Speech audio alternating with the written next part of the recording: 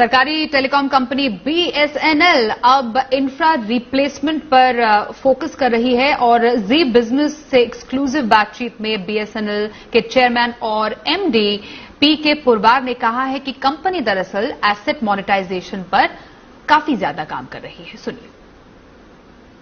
BSNL ने जो issue किया था उसका इनिशियल साइज 1000 करोड़ था और ओवर सब्सक्रिप्शन 7,500 करोड़ तक हम रिटेन कर सकते थे। हमें बहुत खुशी है कहने में कि मार्केट ने बहुत बड़ा रिस्पांस, हमें ओवरवेलमिंग रिस्पांस दिया और टोटल हम 17,180 करोड़ से ऊपर की बिड्स हमें रिसीव हुई, जिसमें कि हमने 8,500 करोड़ रुपए अपने पास रिटेन किया और कूपन रेट भी 6.79% के बहुत ही कम्पिटिटिव रेट पे आया है। एसेट मोनेटाइजेशन पर लेटेस्ट क्या अपडेट है? कितना आपने अभी तक क्या क्या आइडेंटिफाई करा है और कितना पैसा अब रेज कर रहे हो, क्या टारगेट है? पहली चीज तो जो हमारी एसेट्स हैं उनको हम रेंटिंग करके रिसोर्सेज को कैसे ऑगमेंट कर सकते हैं, इस पे हम काम कर रहे हैं। पिछले साल हमने लगभग 160 करोड़ रुपए अपनी जो लैंड और बिल्डिंग के जो वैकेंट स्पेस थे उसको रेंट पे देके लगभग 160 करोड़ रुपए कमाया था। हमारा इस साल का टारगेट लगभग 250 करोड़ रुपए का है।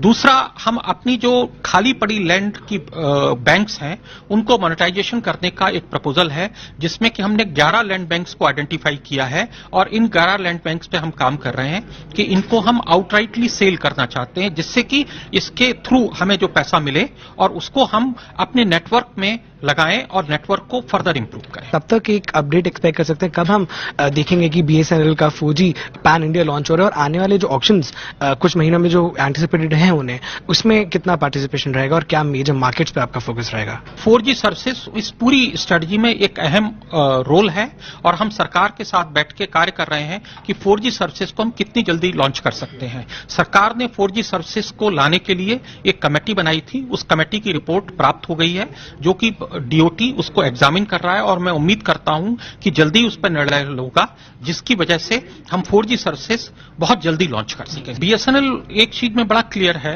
कि देश के हित सर्वोपरि है और देश हित में अगर कोई भी तरीके का अपनी नीतियों में बदलाव लाने की आवश्यकता है तो बीएसएनएल उन नीतियों में बदलाव लाएगा।